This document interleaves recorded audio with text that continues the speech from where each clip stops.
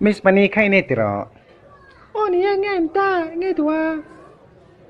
Phim tu thiam về là so chin lá, cái lâu en chi nắng chữ. Instagram mo intimi. Alo về chơi mì à. Tụi nghe về chơi à. Chua mình về à.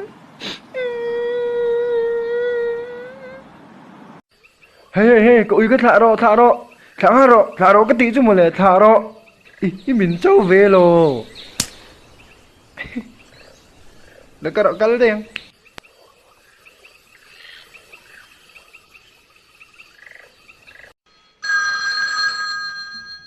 Hello, chua mà mềm. Ô mẹ.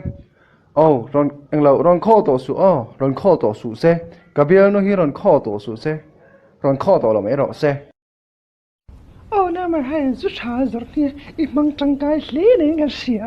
Anh nghe nè, sai được đấy. À, nè hay anh say. Tập bảo chân nè cho địch. Cái mà ha five luôn hal địch. Rút trả rồi tôi nè chân anh hòa mà hay hắn làm về tế hắn in cái thế anh đi đâu rất mê football anh khét. Rèn này tập này cắn chế. Cái lâu ba lẹ mấy.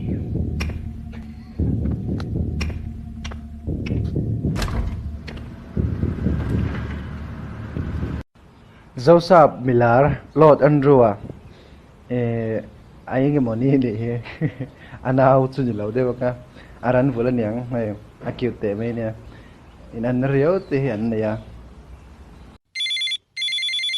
Hello, Chua mà em, dâu đi nè cái nè. tu dâu din mo. Ô cái gì lẽ xí.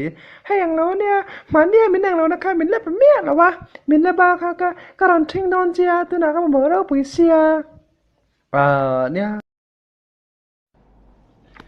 nang hay dâu sạp group à barma musi dewa post tu kha iniem. Ô nè miền bắc à barma hon e vai ran thelu ta ka soi don chel ai asu